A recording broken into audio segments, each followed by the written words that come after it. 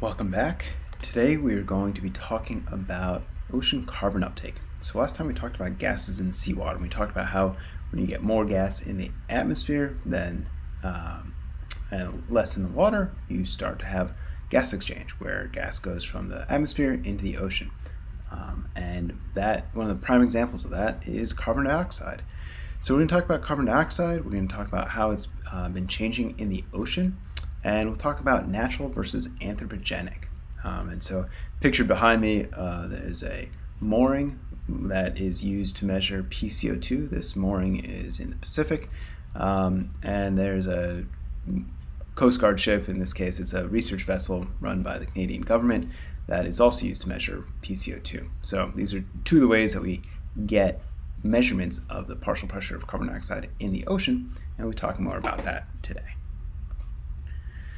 So this is a slide from the Global Carbon Project, which is a group that essentially tries to keep track of where carbon is going, both in the ocean and in the land. And it's a plot showing atmospheric CO2 concentration and the increase over the last 60 years. So this is not the entire anthropogenic contribution. Pre-industrial PCO2 was around 277 or so, as it says up there. So 277 in 1750, and it was at 415 in 2021. So that's gone up a lot. Here we have both a black line, that's the seasonally corrected trend. So this removes the seasonal cycle that we see in atmospheric CO2 due to seasonal cycles in plant growth and death. And the orange is the monthly mean, which has that seasonal cycle in it. And so basically things have been going up and up and up in the atmosphere. And so what does that mean for the ocean? Well, when we look at now here we have both atmospheric CO2, so in the red circles, but there's a lot of them, they've got black outlines. So that sort of black red line that starts at 340 and goes all the way up to the top right hand corner, ends around 400. It's actually a little over 400. That is the atmospheric CO2 measured at Mauna Loa on the Big Island. And then in blue, this is surface seawater PCO2 measured from one of those moorings that I showed earlier at Station Aloha. So this is just north of Oahu. This is a repeat hydrographic station where there have been semi-monthly cruises for since the 80s, so for now going on close to 4 decades. And there also have been moorings out there making measurements. So you get PCO2 measurements. These shown here are actually from the cruises, not from the mooring, but now there are also mooring measurements to add to that. And so we see that the surface PCO2 is going up, right? And this makes sense based on what we learned about gas exchange, where you increase the concentration of the gas in the atmosphere above what it would be at equilibrium with the water, and the water concentration starts to go up as well. And this has been very important for the overall climate history that we've experienced. It's also important for changes in the ocean, as you'll find out throughout this semester.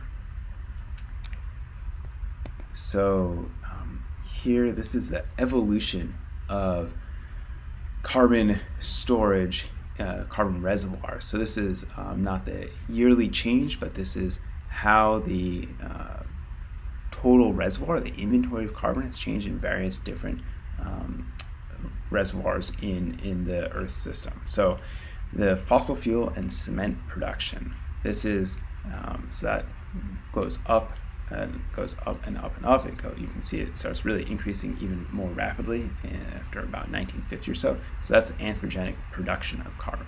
And so where has that gone? Some of that has gone into the atmosphere. So red here, this is going negative.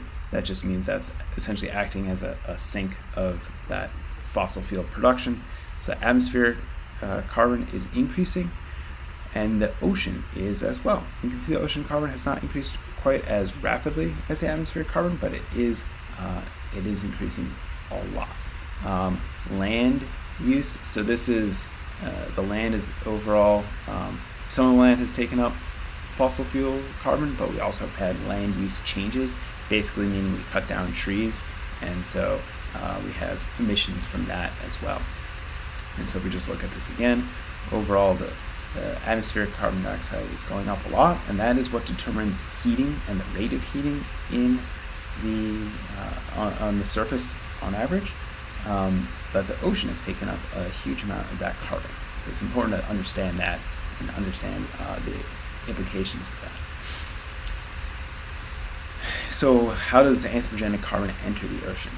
So we talked about solubility and how cold water can hold more gas, and that is really important for the uptake of anthropogenic carbon in the ocean.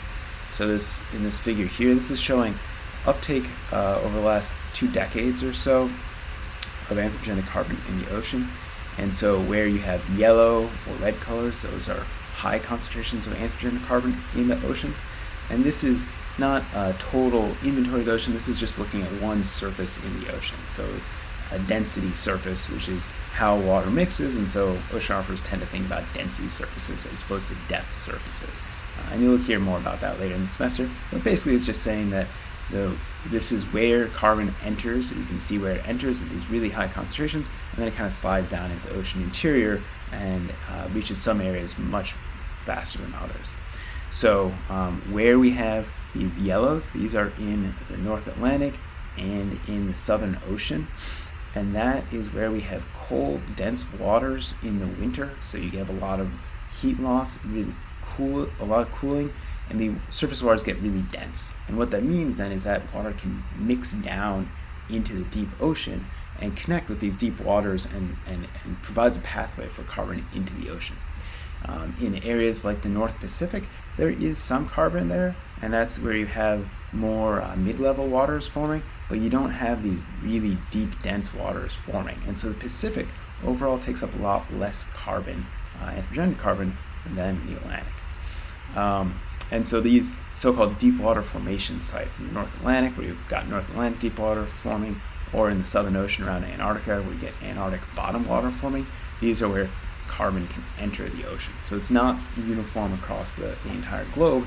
It's in these areas that are already predisposed to be able to take up a lot of gas.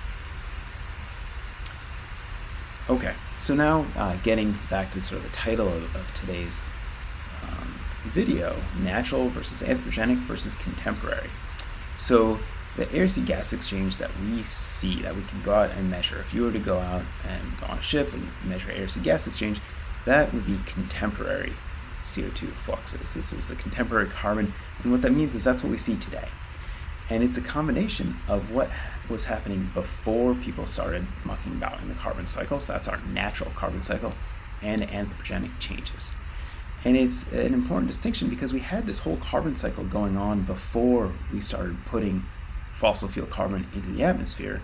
We're starting to change things, and so some of what we see now as far as where carbon goes is purely a function of anthropogenic, and some of it is some combination of natural and anthropogenic. So the ocean overall used to lose carbon because you had carbon that was transferred from rivers into the ocean, and then the ocean would outgas on an annual basis.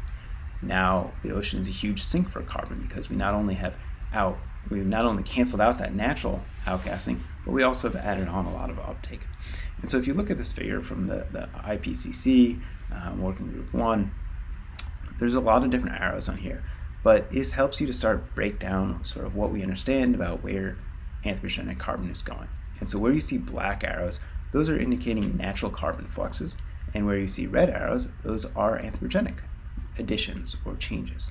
And so if we look at there's a couple ballpark, big picture numbers that are worth keeping in mind. So anthropogenic increase every year, or the fossil fuel contribution of carbon into the atmosphere is about 10 petagrams of carbon per year. And so that's basically, if you add up that fossil fuel and net land use change arrows, those come out to about 9 or 10 petagrams of carbon per year. You'll hear a bunch of different units used, but as an oceanographer, we use grams of carbon, or petagrams in this case, which is 10 to the 15th grams of carbon, and that's the unit that we use. It's different than if you're talking about carbon dioxide, CO2, because you have to deal with the molecular weight of CO2. But that's a detail we don't need to get into right now. Anyway, you have about 10 petagrams of fossil fuel carbon going into the atmosphere each year. The atmospheric increase is only about 4. And so the question is, where is the rest of that going? And it's going into the land, and it's going into the ocean. And so we're mainly going to focus on the ocean here, but the ocean takes up about 2.5 every year, 2.5 petagrams of carbon, and that is outweighing a pre-industrial outgassing of about 0.7. And so I've been sort of throwing a bunch of numbers at you here, but it's worth taking a look at this flow chart, this flux diagram, because it helps to put things in context. So later when we talk about the biological carbon pump, you can look at this and say, okay, well, the biological carbon pump is on the order of about 11, 13 petagrams of carbon per year. So it's really big relative to our anthropogenic additions, but that's cycling around each. It's part of the natural cycle. So it's balanced then by a return of carbon back up from the deep ocean to the surface ocean. And so it's only if we start to change those natural carbon fluxes that we have to start worrying about the impact of those natural carbon fluxes on our anthropogenic changes. So a somewhat simpler way to look at things here is in this figure from the global carbon budget that shows these arrows now are the fluxes. And so the dark gray arrows are fossil fuel flux. This is around 9.5 petagrams of carbon per year. The green arrow going into the ocean is 2.5, right? So those are the kind of the numbers I picked out before. And this also has now land uptake at 3.2 and land use change as an outgassing of 1.5. So numbers change a little bit each year as we both improve our understanding and also due to normal variability. But this lets you get I think a good first order picture of where carbon is going when we put it into the atmosphere. Yet another way to look at it is not only what's happening right now, but what has happened over time. And so in this figure, this shows the overall cumulative flux over time. So essentially, you add up that year-to-year change every year. And this starts in 1850, which is about 100 years after we started putting carbon into the atmosphere, but captures most of the changes. And what we see, again, is that the ocean has taken up a lot of carbon. And if the ocean were not taking up CO2 and all that carbon sitting in the atmosphere, we'd have about 60% more anthropogenic carbon in the atmosphere. And so that would have led to an awful lot more warming, be well over any of our climate targets. And so the ocean has been providing what can be considered this big ecosystem service, but is also it's not great for the ocean. We have ocean acidification that you'll learn more about that occurs when you start dissolving all that carbon in seawater. So if we again sort of go back to our magnitude of carbon cycling and just look at the ocean fluxes, as I said, that biological carbon pump, which you've heard about some already and we'll hear about more in the future, it's on the same order of magnitude as our net our net anthropogenic input, but it's balanced by this upwelling of carbon, right? So biology produces carbon in the surface ocean, sinks down, that organic carbon sinks down, is respired, and most of that's brought back up to the surface ocean.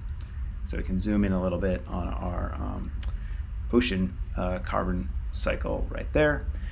And it's important to realize that this biological carbon export is about 10% the magnitude of the solubility pump.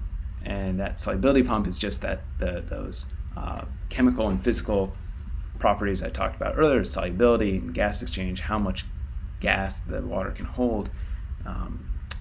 It's 10 times greater than the biological carbon pump. But whereas we understand physics and chemistry quite well, and it's relatively straightforward to project what's going to happen in the future. I mean, I say straightforward, but it's also quite difficult. A lot of us spend our careers working on this. One of the issues with biological carbon export is if you start looking at the climate projections for how that's going to change, it's all over the place because we don't really understand the main controls on export, and we don't necessarily understand how it's going to vary in the future. So these are some of the big unknowns that, as we start really putting a big lever on the climate system and start really changing things, we got to be aware that there are things we don't know, and we don't know how they're going to respond. So potentially something that we need to think about, but also something that we don't know super well. So hopefully that puts some of the numbers that you may hear or haven't heard, but the sort of magnitude in context. And leave off there. And so just to summarize our key points for ocean carbon uptake, as we've put more carbon dioxide in the atmosphere, more is being taken up by the ocean. And the ocean takes up most anthropogenic CO2 in certain areas of the ocean, places that are cold and windy during deep winter mixing. And the carbon cycle that we observe today, the contemporary carbon cycle, is a mix of both what was going on before we started changing things, the natural carbon cycle, and what we're doing now, our anthropogenic carbon cycle. And so there's a lot of different moving parts there, but it's really interesting and it's really important, and it's good to start thinking about it and trying to understand it. So hope you enjoyed learning about the carbon cycle, and we'll talk about oxygen next.